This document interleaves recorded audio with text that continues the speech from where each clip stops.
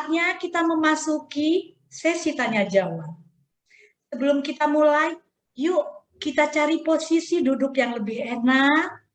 Silakan ibu-ibu lebih santai. Jika cukup waktu, nanti kita pertajam dengan dialog interaktif dari Bapak Aditya supaya sesuai keinginan yang ditanyakan oleh ibu-ibu. Saya akan membacakan 3 pertanyaan dulu. Ini ditujukan kepada Pak Aditya dari Ibu Yuniar, IID Cabang Kuningan. Izin bertanya dari cabang Kabupaten Kuningan, apakah dalam koperasi ada batasan maksimal dan minimal untuk pinjaman? Jika ada, nilai nominal yang muncul dasar acuannya dari apa? Terima kasih. 3 ya Pak, sebentar saya bacakan yang kedua.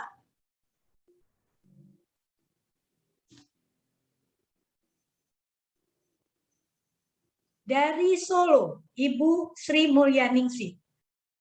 Pertanyaan untuk Pak Aditya, apakah syarat untuk mendirikan koperasi yang berbadan hukum?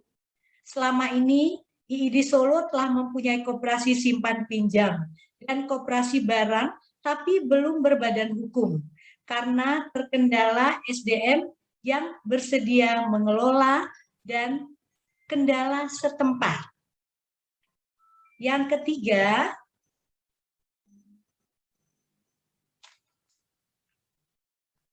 sebentar Pak, karena banyak pertanyaan saya harus, dan mohon maaf nanti bagi ibu-ibu yang belum kebagian, kita lanjut tanya di Instagram Pak Aditya. Dari Ibu Tini Sugiati, IID Cabang Tarakan, ingin bertanya kembali kepada Bapak Ibu narasumber yang sudah berpengalaman menjalankan koperasi, bagaimana mengawali pendirian koperasi di IID cabang supaya bisa segera didirikan dan aman segera secara hukum sekaligus dapat mengelola anggota koperasi yang mempunyai karakter yang berbeda atau unik. Silakan Pak. Mungkin pertanyaan nomor 3 juga nanti bisa sharing dengan Bu Rima. Silakan ya, Pak Adit. Terima kasih Bu Farida. Saya coba akan menjawab ya. Pertanyaan pertama dari Bu Yunia ya, dari IID Kuningan. Apakah di dalam koperasi ada batasan minimal atau maksimal terkait pinjaman ya? Jadi sebenarnya kita secara regulasi tidak ada pengaturan terkait batasan simpanan atau batasan pinjaman.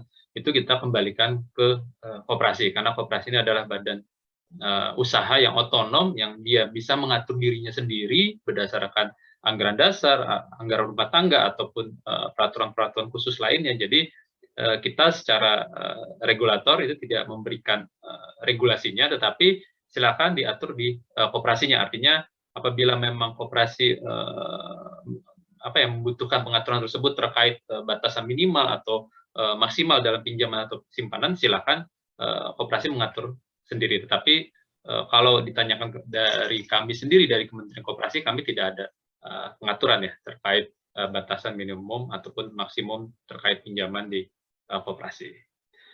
Selanjutnya penanya kedua ya dari Bu Sri di Solo. Solo Pak.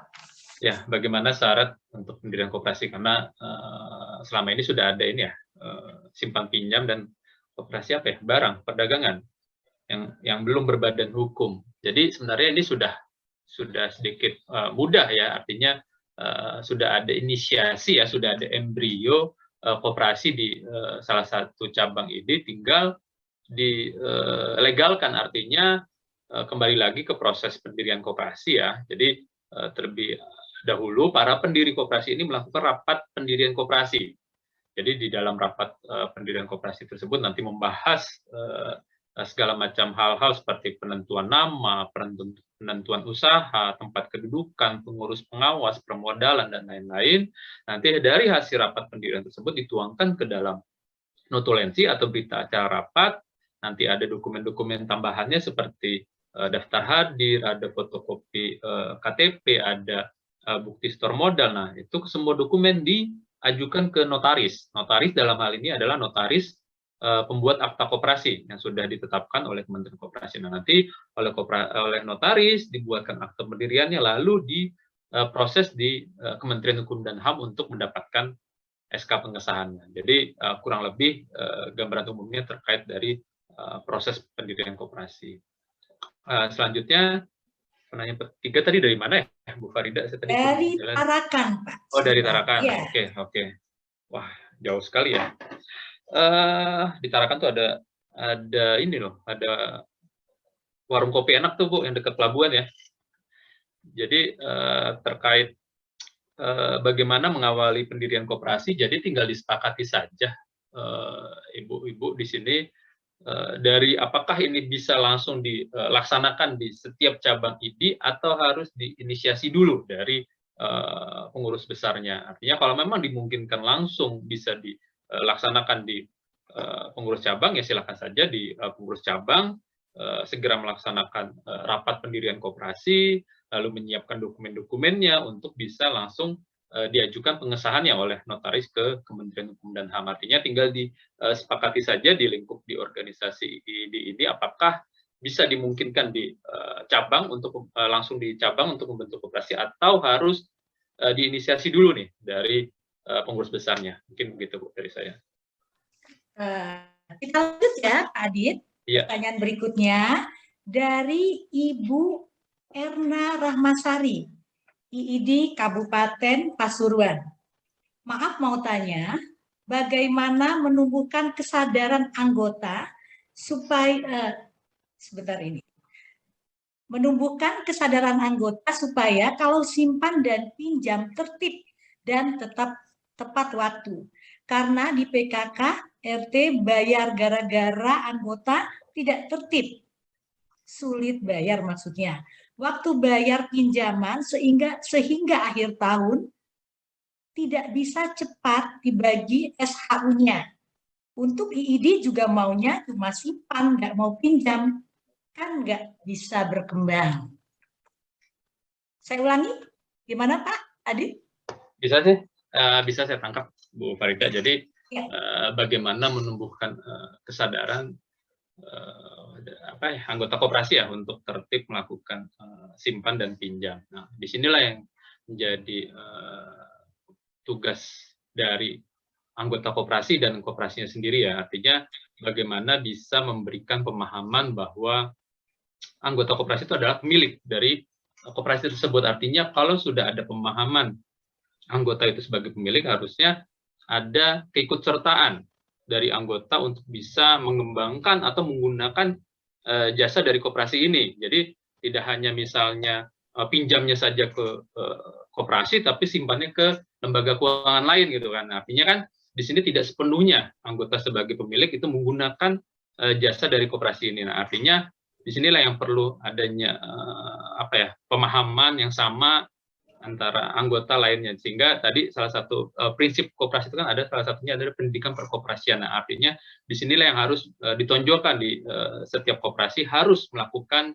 atau rutin melakukan pendidikan perkoperasian bagi para anggotanya, sehingga para anggota mempunyai pemahaman yang sama. Jadi tidak hanya di tingkat pengurus atau pengawas saja yang mempunyai pemahaman koperasi yang mumpuni, tetapi di antara anggota juga harus mempunyai pemahaman koperasi juga yang cukup baik.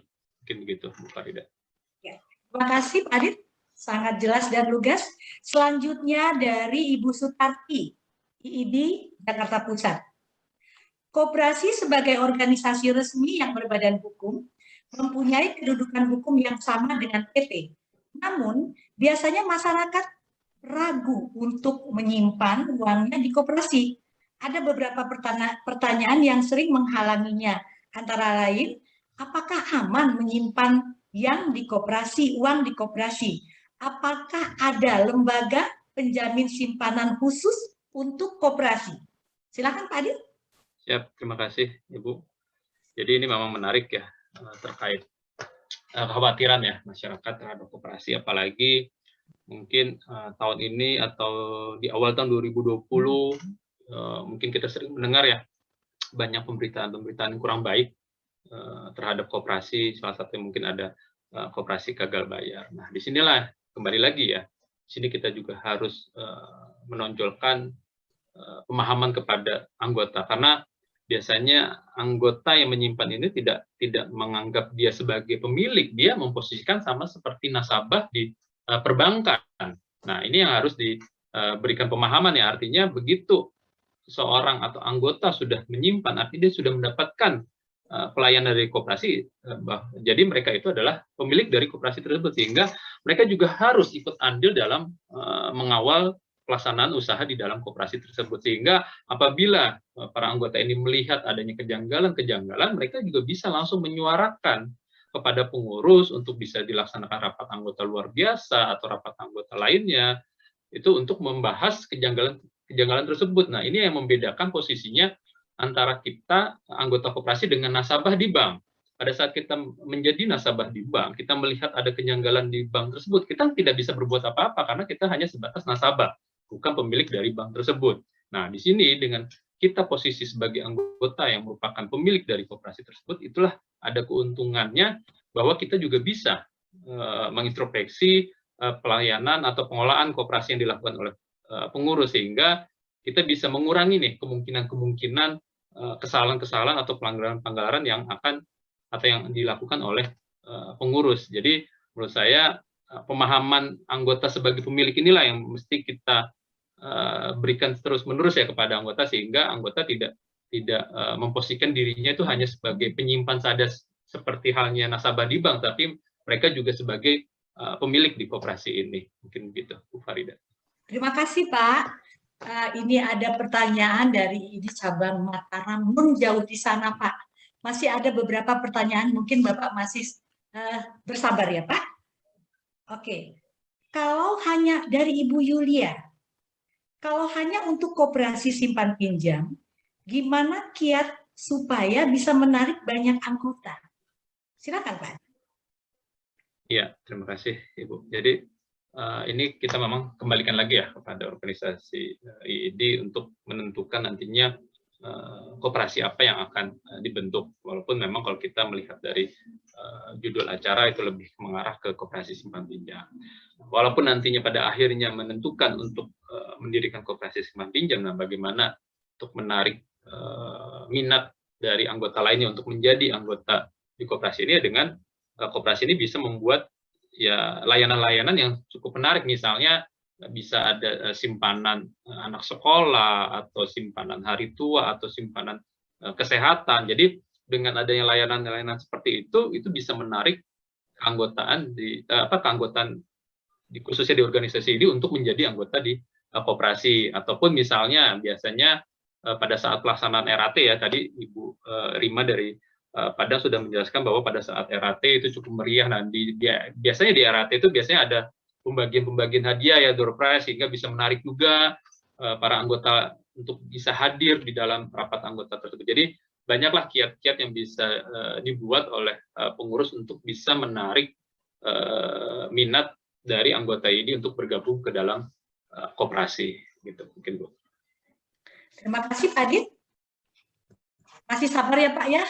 Ada pertanyaan yang begitu menarik, Pak. Dari Ibu Ridaryanti, Kota Bogor. Mohon izin bertanya, apakah perbedaan koperasi syariah dan koperasi konvensional sama-sama menarik bunga, hanya beda nama saja? Dilanjutkan dari Surabaya, tujuan menjadi anggota koperasi adalah agar hidupnya sejahtera. Azas kebersamaan, namun dalam musim pandemi ini banyak anggota koperasi yang usahanya bangkrut dan hutangnya meningkat. Silakan, Pak. Ya, terima kasih, Ibu. Jadi terkait bedanya koperasi konvensional dan syariah ya. Kalau kita spesifik lebih ke koperasi simpan pinjam konvensional itu sudah jelas namanya koperasi simpan pinjam. Sedangkan untuk yang simpan pinjam berdasarkan pola syariah atau prinsip syariah, itu namanya koperasi simpan pinjam dan pembiayaan syariah. Nah, disinilah bedanya, ada kata pembiayaan, artinya yang mohon maaf nanti mungkin ada yang lebih ahlinya bisa mengkoreksi. Kalau koperasi simpan pinjam, itu artinya sudah sebatas simpan dan pinjam. Tapi untuk koperasi simpan pinjam dan pembiayaan syariah, kalau misalnya pinjam di syariah itu, ya kita pinjam 1 juta, kembali 1 juta. Gitu. Tapi kalau dengan ada kata pembiayaan, artinya kita di situ bisa menerapkan bagi hasil sesuai dengan akad-akadnya. Nah, akad-akad di syariah ini kan cukup banyak, ada mudharabah, ada muhabarah, dan lain-lain, sehingga ini yang membedakan antara koperasi simpan pinjam yang dikelola secara konvensional ataupun secara syariah. Jadi bedanya ini kan kalau di syariah itu kita mengikuti pinjaman atau pembiayaan itu untuk apa? Misalnya pembiayaan untuk mengembangkan usaha di pasar, itu akan berbeda akad pembiayaannya dengan misalnya kita meminjam untuk pembiayaan sakit atau orang sakit, itu akan berbeda. Begitu juga untuk pembiayaan misalnya anak sekolah dan lain-lain, itu di situ yang membedakan, artinya dengan adanya akad-akad tersebut itu membedakan antara koperasi konvensional dengan syariah. Kalau di konvensional kita meminjam untuk apapun itu sama saja bunganya. Mungkin begitu Bu, garis besarnya. Jelas ya Pak perbedaannya ya. Iya. Jadi selanjutnya untuk tujuan seorang itu untuk atau bergabung menjadi anggota koperasi itu otomatis yang pasti ingin mendapatkan kesejahteraan ya, atau mensejahterakan anggota. Nah, memang di satu sisi kita melihat bahwa banyak juga anggota-anggota koperasi juga yang usahanya jadi bangkrut ataupun kurang maju ya. Tapi beberapa koperasi yang saya lihat khususnya di Jawa Tengah, mereka coba merestrukturisasi pinjaman. Artinya yang seharusnya pinjaman ini kembali dalam waktu 6 bulan, mereka memberikan relaksasi sehingga anggota bisa lebih panjang mengembalikan dari pinjaman tersebut, sehingga bisa mengurangi dari beban keuangan dari anggota tersebut. Jadi sebenarnya bisa menghindarkan juga ya dari anggota-anggota yang misalnya membebani dengan harus membayarkan cicilannya, begitu juga mereka harus juga bisa mengembangkan usahanya, sehingga sedangkan usaha saat ini tidak bisa secara normal ya, bisa jalan secara normal seperti sebelumnya. Artinya disinilah peran koperasi juga bisa memberikan kemudahan-kemudahan seperti misalnya relaksasi pinjaman, sehingga anggota bisa lebih panjang jangka waktunya untuk bisa mengembalikan dari pinjaman tersebut. Mungkin begitu Bu. Terima kasih. Masih bersabar ya Pak Adit? Pertanyaan dari Bu Irma, cabang Kabupaten Bogor. Koperasi sudah berusia 74 tahun, tapi kenapa saat ini belum dirasakan manfaatnya oleh masyarakat, terutama di daerah saya? Masih banyak yang terjerat rentenir atau bank keliling. Apa yang salah?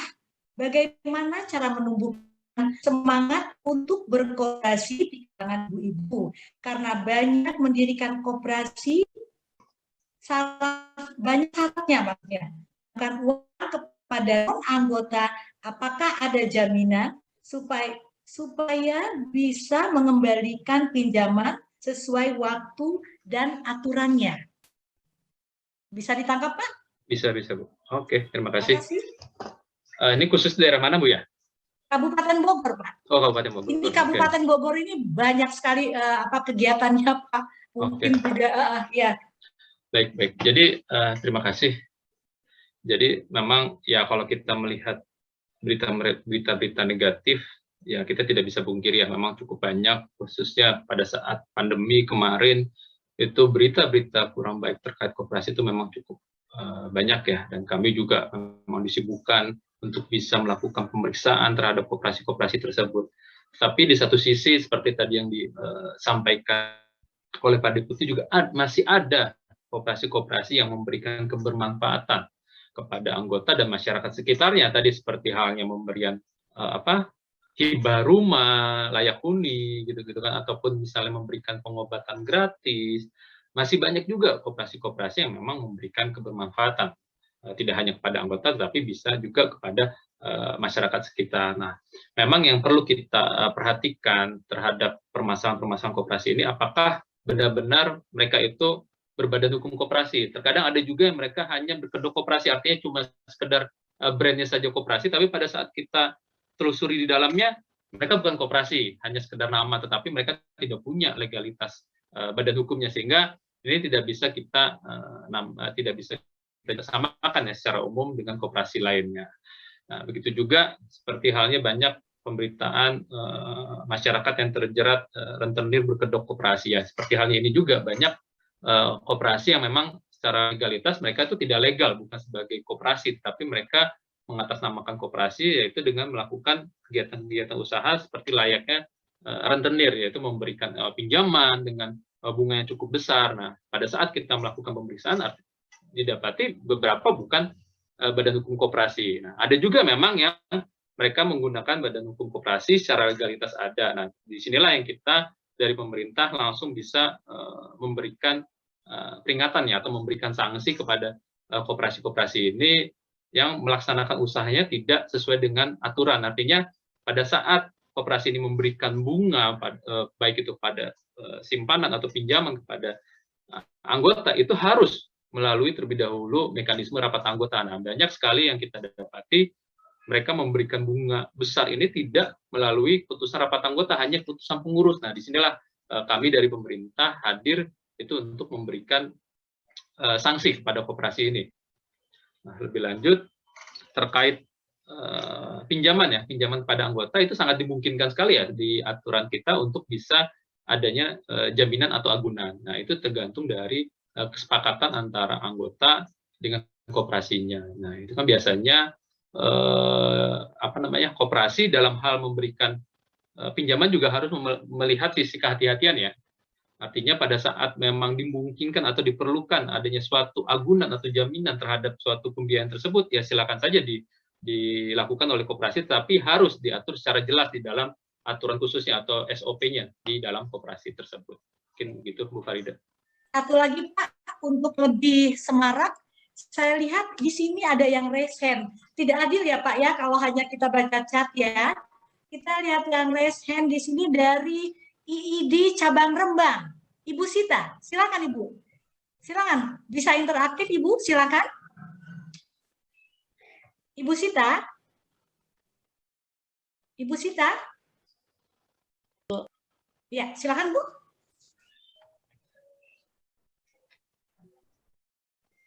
Kok suaranya Ibu Sita? Ya, silakan Bu. Sudah, baru dibuka anunya, mute-nya. Assalamualaikum warahmatullahi wabarakatuh. Terima kasih Bu Farida atas kesempatannya.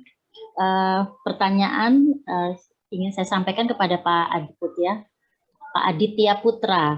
Kami dari IID Cabang Rembang Pak. Yang pertama adalah mengenai tadi penjelasan Bapak permodalan koperasi, di mana modal penyertaan itu ada terdiri dari pemerintah, masyarakat, badan usaha, dan badan-badan lainnya. Nah, untuk modal penyertaan masyarakat ini, bagaimana nanti statusnya di dalam keanggotaan? Apakah masyarakat yang memberikan modal penyertaannya kepada suatu koperasi, itu secara otomatis dia sebagai anggota di dalam koperasi itu. Kemudian yang kedua, Pak Aditya, tadi Bapak menjelaskan mengenai teknologi digital financial services untuk pelayanan simpan pinjam maupun sistem buku daftar anggota secara elektronik. Kalau boleh kami diinformasikan Pak mengenai vendor yang bisa membantu kami untuk men-setup dalam hal digital financial service ini, karena kan kami di daerah tidak banyak rekomendasi yang bisa membantu kami di dalam setup untuk sistem secara elektronik. Karena ini terus terang kalau tadi saya melihat dari paparan Bapak akan sangat memudahkan, apalagi di saat pandemi seperti ini, untuk anggota-anggota kami yang lokasinya tidak perlu mereka datang ke kantor. Yang kedua, pertanyaannya ke Bu Rima, Bu. Sukses Bu Rima, hebat, jempol 50 saya kasih Bu Rima, mudah-mudahan semangat Padang bisa menular ke Rembang. Ibu, pertanyaan yang pertama Bu, untuk mengawali pembentukan koperasi tadi yang dijelaskan Bu Rima belum menjelaskan berapa sih nilai investasi yang dibutuhkan untuk kantor pelayanan koperasi itu sendiri. Kalau tadi kan Ibu sudah menjelaskan modal dari anggotanya, tapi kan juga dibutuhkan untuk nilai investasi infrastruktur untuk persiapan suatu layanan koperasi itu berapa? Dari mulai waktu saat Ibu mengawali men-setup koperasi. Yang kedua, tentu kita tidak bisa menutup mata terhadap simpan pinjam yang bermasalah. Pasti ada, tidak mungkin zero permasalahan kredit atau simpan pinjam. Bagaimana atau kiat-kiat apa saja yang dilakukan oleh pengurus dalam mengatasi permasalahan tersebut? Mengingat anggota itu kan teman sendiri. Nah, ini yang kadang-kadang ketegasan terhadap dari pengurus kepada anggota untuk bisa collection-nya ini dapat diatasi. Karena kalau sudah ada kredit macet atau pinjaman yang macet, tentu akan bermasalah pada perputaran uang yang kita kelola. Itu saja Bu Farida, mohon dapat tanggapi Bu Rima dan Pak Aditya Putra. Terima kasih atas kesempatannya. Terima kasih Bu Sita. Silakan Pak Adit dan dilanjut dengan Ibu Rima. Terima kasih Bu Sita dari Rembang ya.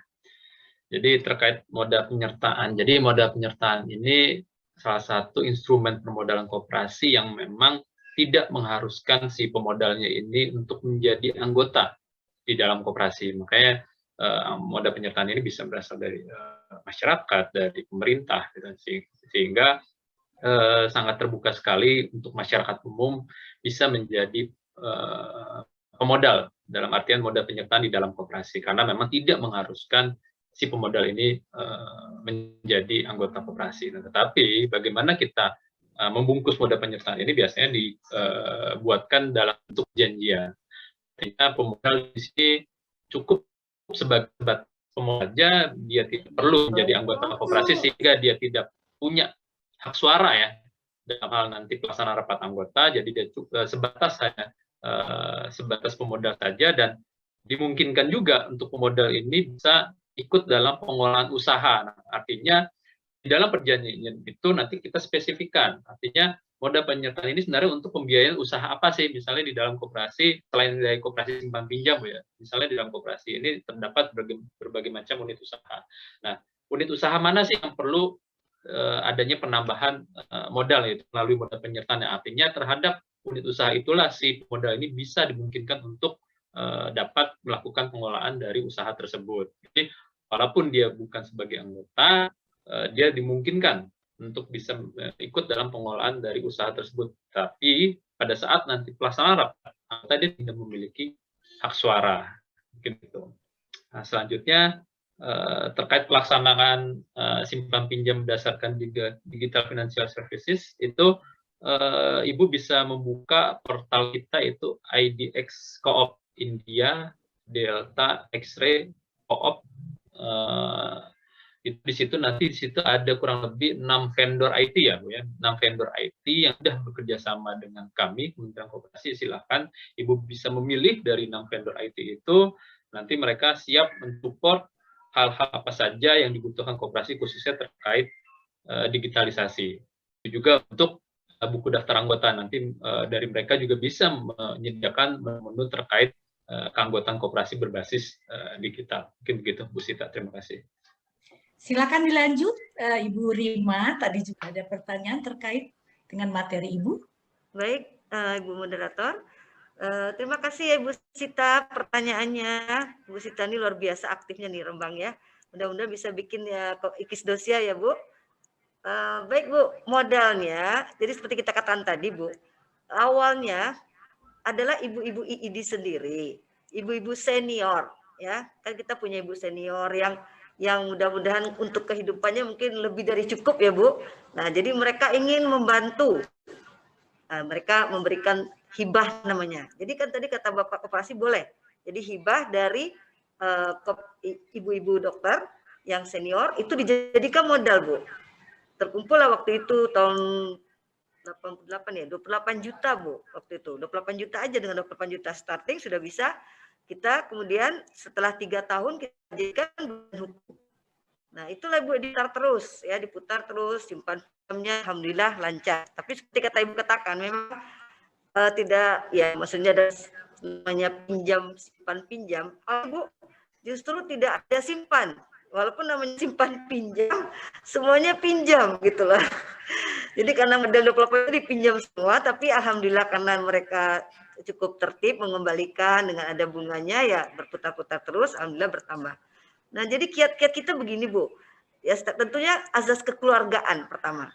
Jadi kita karena sesama IID, ya banyaklah kiat gimana mendekatkan secara kekeluargaan. Nah kalau enggak juga, ada juga peraturan denda Bu. Jadi yang terlambat tuh denda. Nah nanti bertumpuk-tumpuk. Tapi selama pandemi kita nggak tegaan Bu, kita nggak ada denda-denda. Jadi pandemi malah kita ulur-ulur kadang-kadang mau berapa, mau kapan, yang penting dibayar. Nah, itu. Nah yang penting lagi Bu, satu lagi izin suami. Jadi itu senjata terakhir kita. Kalau nggak juga dia bayar, Bu, nah mohon maaf kita telepon suaminya, kita hubungin suaminya. Gitu, Bu. Ya. Ibu ya, terima kasih Bu Sita pertanyaannya. Terima kasih Bu Rima, Pak Terima Adit kasih. ya. Terima kasih Bu Farida. Ya, untuk semua peserta, bagi yang chatnya, pertanyaan daripada chat tidak bisa dijawab, tadi sudah saya berikan Instagramnya Pak Adit. Pak Adit, ini sedikit catatan dari saya, Pak Adit, bahwa kami IID yang tersebar di seluruh Indonesia memiliki potensi besar untuk membangun wadah usaha bagi para anggota. Koperasi sebagai entitas badan usaha yang cocok bagi wadah usaha yang dapat memberikan nilai tambah dan kebermanfaatan bagi anggota IID. Betul ya Pak? Usaha simpan pinjam saat ini dapat dilakukan secara digital dengan tetap mengkhususkan pelayanan pada anggota. Koperasi simpan pinjam sejajar dengan lembaga keuangan lainnya. Silahkan Pak, ditutup dengan closing statement dari Pak Adit. Ya, terima kasih Bu Farida. Jadi terkait pelaksanaan webinar saat ini memang sangat menarik ya untuk kita diskusikan, khususnya terkait pengembangan koperasi simpan pinjam. Jadi selanjutnya kami berharap tetap ada concern ya dari organisasi IID terhadap gerakan koperasi, apalagi sudah ada beberapa koperasi yang muncul di cabang-cabang IID di daerah. Artinya ini bisa menjadi concern di pengurus besar IID, apakah memang nantinya akan bentuk koperasi sekunder, artinya ada nih beberapa koperasi primer yang muncul di daerah-daerah, sehingga nantinya di tingkat bisa membentuk koperasi sekundernya, induknya atau pusat dari koperasi ini, atau misalnya di pusat juga membentuk koperasi primer juga dimungkinkan, artinya nanti baru dibentuk kembali koperasi sekundernya, sehingga menjadi semakin kuat ya keterkaitannya dan bisa memberikan kebermanfaatan bagi anggota IID secara umum. Mungkin begitu Bu dari saya, terima kasih. Terima kasih Pak Adit ya. Ini saya mesti angkat, kalau tadi Ibu Sita 10 jempol ya Bu Rima. Saya tambah 10 lagi ya Bu, 20 jempol ya Bu Rima. Oke, terima kasih sekali Bu Rima. Jadi ada catatan dari saya bahwa dari IKIS Dosia ini, koperasi sangat sesuai untuk menjadi salah satu kegiatan usaha dari kita untuk kita sesama anggota IID. Tadi sudah ada hashtagnya ya Bu. Dan mempunyai koperasi yang berbadan hukum dapat menjalankan upaya lebih efisien, terpercaya dalam berusaha mensejahterakan anggota. Koperasi IKIS Dosia solusi jitu bagi mereka yang butuh dana tanpa harus ribet mencari agunan. Bukan main. Kita beri aplaus dengan mengangkat jempol ibu-ibu semua untuk Pak Adit ya. Ibu Rima, terima kasih. Silahkan sebelum closing statement, saya tadi mendengar bahwa kita mempunyai hashtag juga. Karena kita sudah mempunyai medsos. Tadi hashtagnya apa, Bu? Bu Rima? Dari kita untuk kita, koperasi IKIS Dosia dari kita untuk kita. Bukan, secara umum Bu, secara umum Bu, untuk IID seluruh Indonesia. Mungkin tadi kalau saya tangkap, ya. Koperasi IID dari kita, untuk kita. Bagaimana teman-teman setuju? Kalau memang setuju, himbauan Ibu Rima, kami panitia akan melanjutkan.